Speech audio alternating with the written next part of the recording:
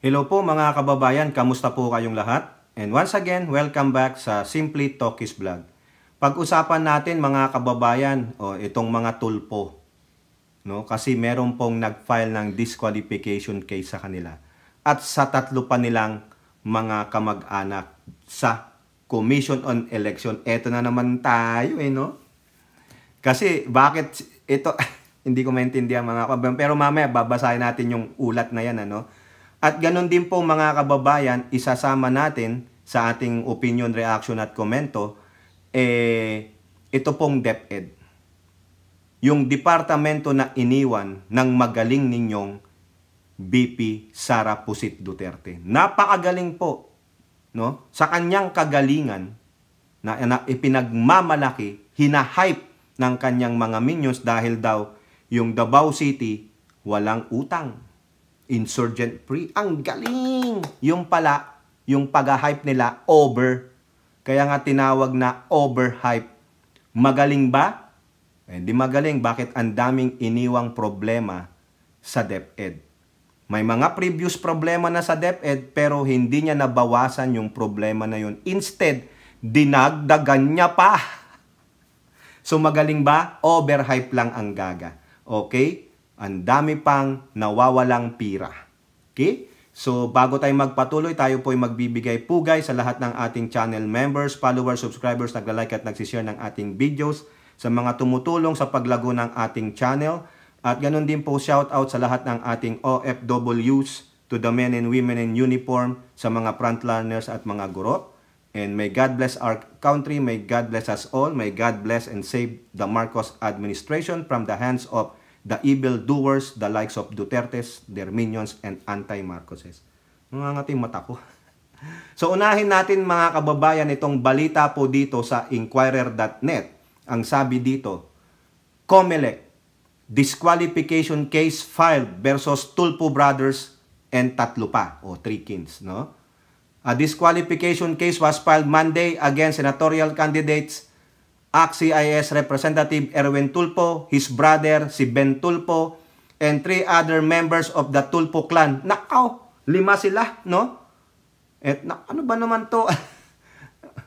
Ano nangyari dito? Filed by petitioner identified as certain Virgilio Garcia. Nako, no? Oy, mga Tulfo, sino si Virgilio Garcia sa inyo? Baka naman ito ginawa nyo ng mali. Ha? Ano ba to? Aside from Ben and Erwin, also named in the disqualifications were, yung asawa ni Rapi Tulfo, si ACT-CIS Representative Jocelyn Pua Tulfo, Quezon City Representative 2nd District Ralph Wendell Tulfo. Ito yung anak, no? Si Ralph Tulfo at Turismo Party. May party list din pala sila. Wanda Tulfo. Naalala ko tong Wanda Tulfo, saan ba to dati? DENR o DOT? No? Paki-correct na lang ako. Wanda Tulfo Nagsilbi yan kay Digong pero nag-resign Petitioner Garcia cited the respondents being members of what he deemed as political dynasty as a ground for his disqualification petition. Yun naman pala. Political dynasty as a ground for his disqualification petition. Sila lang ba? Mga kababayan, sila lang ba? Meron bang batas na nagbabawal ng political dynasty? Garcia, ano? Ano yun?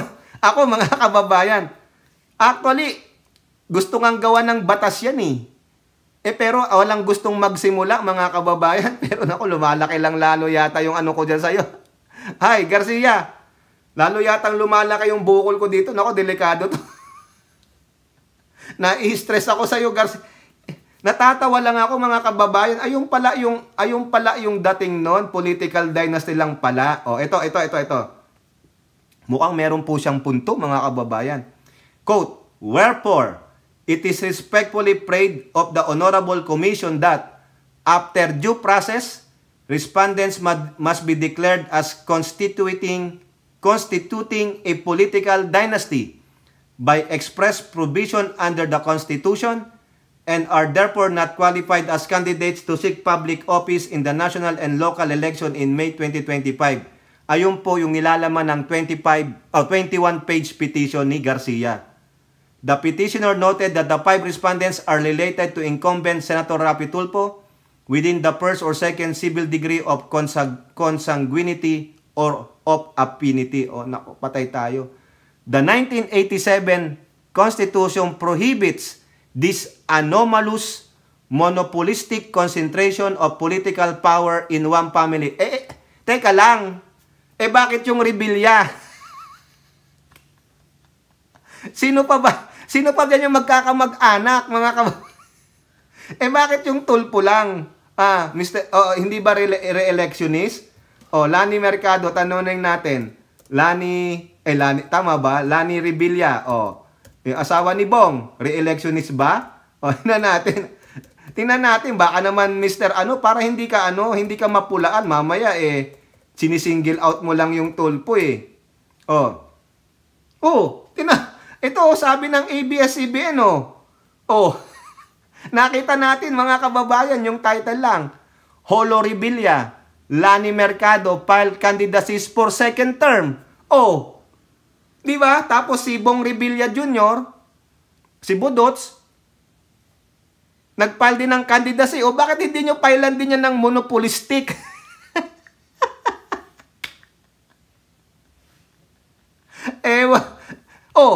Si Mark Villar, si Camille Villar,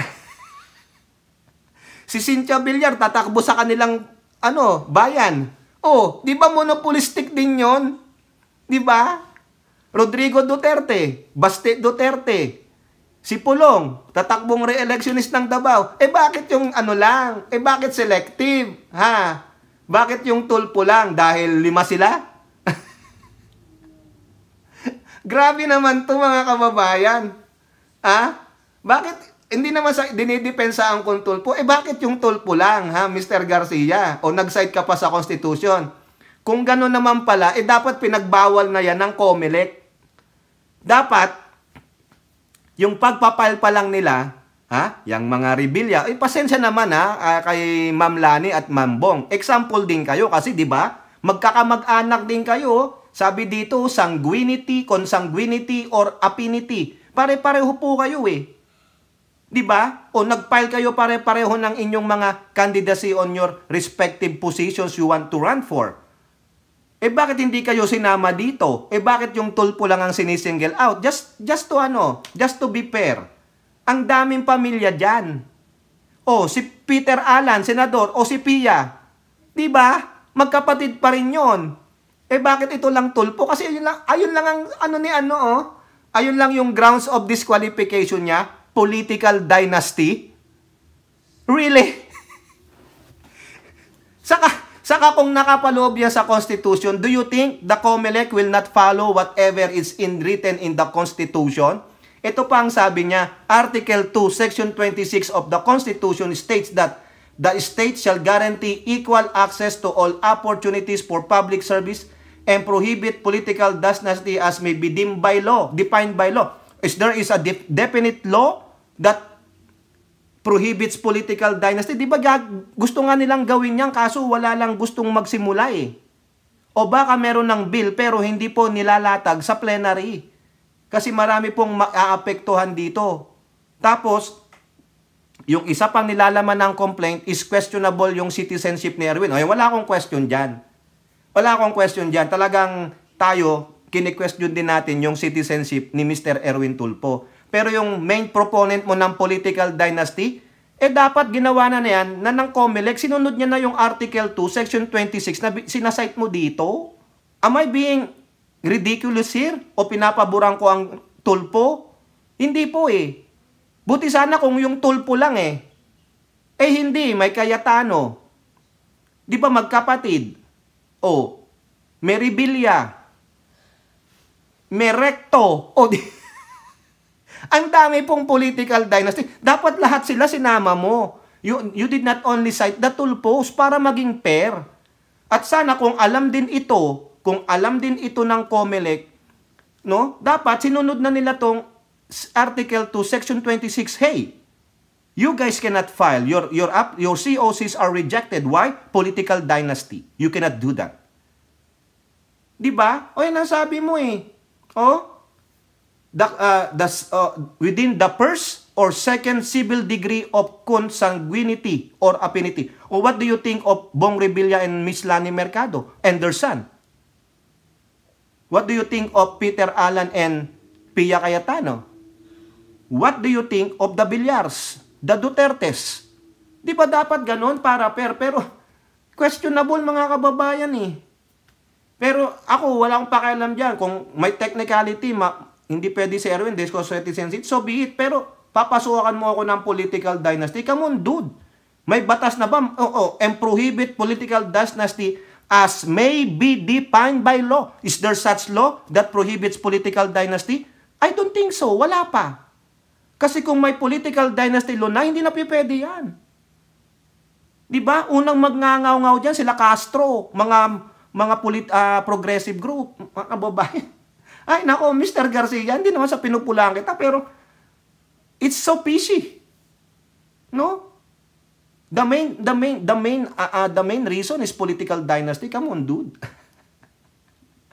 Made some sense naman. Ha? Kaya naman. O kaya nang tinira mo ang Tulfo kasi banas na banas ka na kay Rafi. Dapat gawin ng tama. Wag lang isang pamilya. It should be those with political dynasty. Ang dami po mga kababayan eh. Tuloy lumalaki dito. Lumalaki ba to? Ano na to? Sabi, wala naman daw po yan. Hindi naman po siya malignant. Benign. Sabi sa benign. Di ba? Now, punta tayo sa DepEd. Oy, Mr. Garcia, pasensya naman eh. Pero yung sa akin dating you have something something against the Tulfos.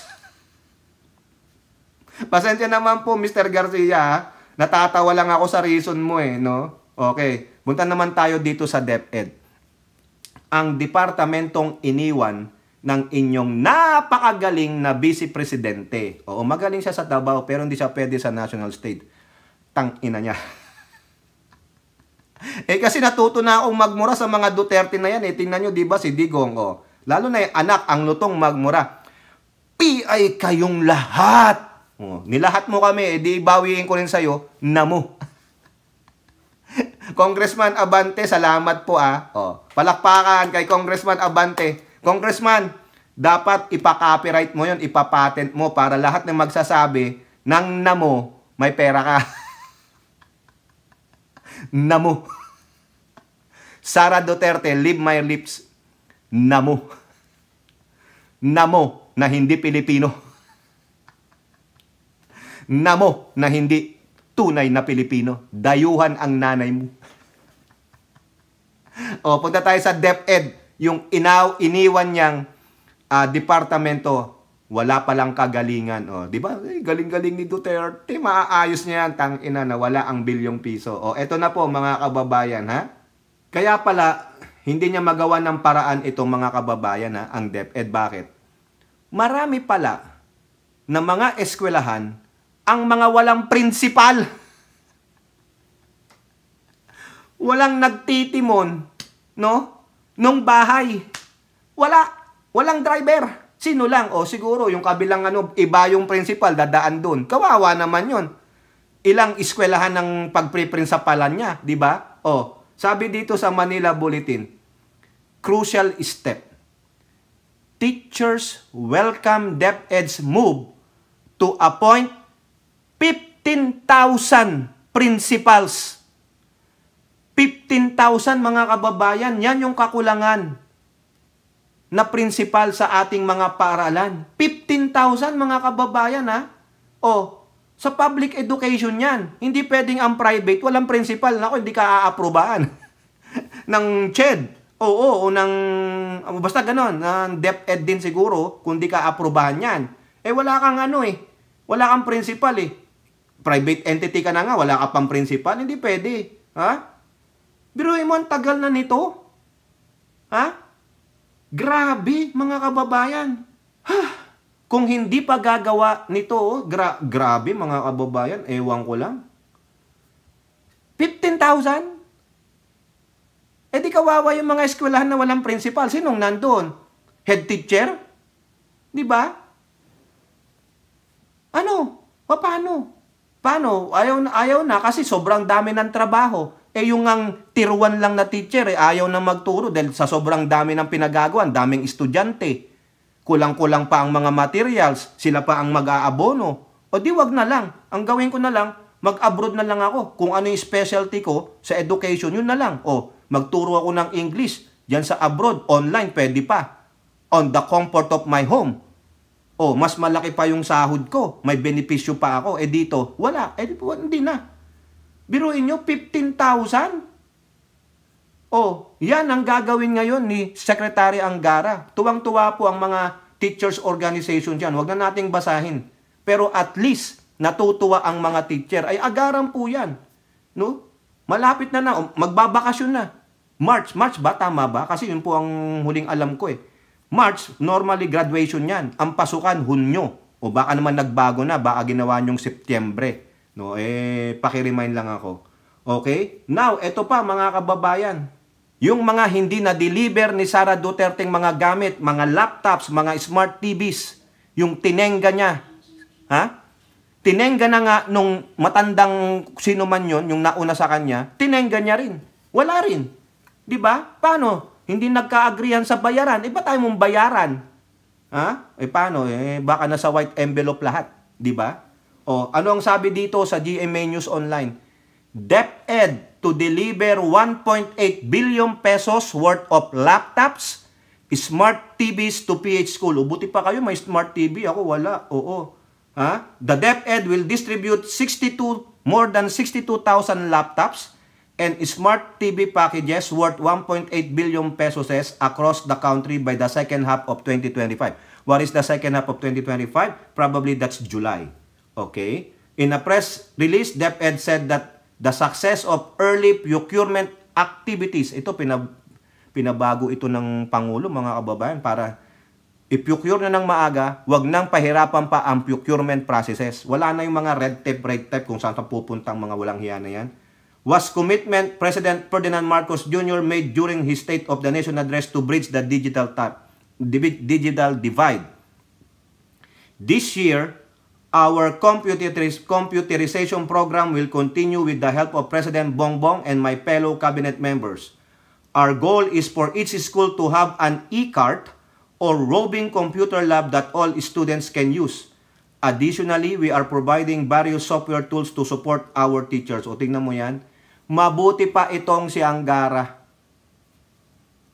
Hindi lang may common sense, bright pa. Oo, kasi ayaw ko sabihing smart eh. Kasi sabi ni Digong, pag smart ka, gago ka eh. Sila Marcoleta lang yung smart, ano bakit? Gago eh.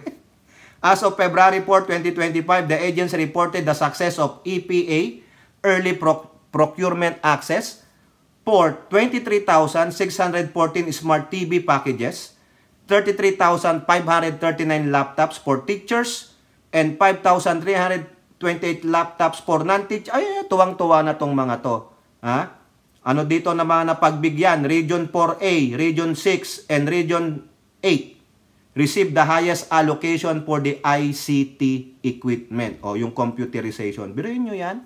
Hindi nagawa ni Pusit yan. Walang ganyang report, mga kababayan. Kasi ano, tanga at bobo eh. O now, eto, huling-huli natin. Naalala nyo yung voucher system sa senior high school student? Ito po, yung very contested na ang nag-preside dito si Gatchalian at si Rapi Tulfo. Ito pong senior high school, program na ito mga kababayan. Ito po yung tulong sa mga senior high. Halimbawa, ayaw nilang mag-public, gusto mag-private. A-apply sila doon. No? Okay, pag na-approve, pupunta sila doon sa private school na popondohan yun. Kaso, wala po eh. Mga ghost students, yung mga ibang school na inaprubahan ng DepEd kuno, nila Pusit dati, nag-apply, inaprubahan, pero walang estudyanteng pumunta, pero binigyan ng pira. Tapos may mga minsan pa mga yung may utang pa ang DepEd sa eskwelahan na yon. Yan po yung natagpuan nila Rapi Tulfo eh. Milyong piso ang napunta sa mga ghost students na wala naman doon. O ano ngayon ang gagawin ng DepEd dyan sa pangunguna ni Secretary Angara? Manila Bulletin. DepEd investigates 12 private schools for alleged ghost students in senior high school voucher program. Ay maganda naman po yan. Ha? Tama po yan. Fraudulent yan. Kailangan malaman natin sino ang mga lumulustay ng pera ng kaban ng bayan. In a statement, DepEd said in Central Office is currently investigating the alleged presence of ghost students under the senior high school voucher program involving 12 private schools. We take this allegation seriously, sabi ni Secretary Angara. Any form of misuse of public funds intended for critical education program will not be tolerated. Pag nanakaw po yan eh. Diba? Tama po yan. The investigation is a necessary step as we pursue the truth and hold accountable those responsible. Buti naman sa inyo. Tama lang. Dapat nga tanggalin na ito eh. No? Laking ano lang to, laking paglustay lang ng pera ito. No? Grabe, bawiin nyo po yung pera. Hindi maganda yan. Ha?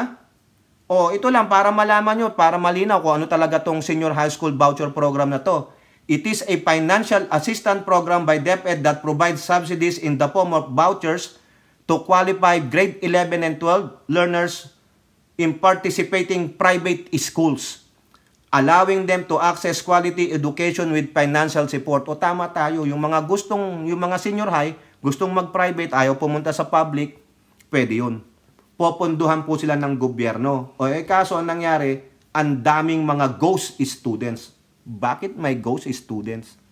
Natagpuan po yan ni Gatchalian sa kanirapi tulpo. Yung pangang nangangasiwa dyan, yung, ano ba yun? Private, may acronym po, PESA yata yun eh. No? Ang nakaupong director doon, si Pusit. Pero sabi ng COA, ayaw po nilang magpa-audit. Nabigla si Rapi Tulfo during that hearing. Bakit ayaw nyo pong magpa-audit? Diba? Sabi niya sa COA, bakit ayaw pong magpa-audit? Ayaw po nila eh. Sino nakaupong director? Yung DepEd Secretary. O, diba? Alam na. O, kayo po, ano pong inyong masasabi? Comment down below and don't forget to like and share. Hope to see you on next videos. Bye-bye. God bless.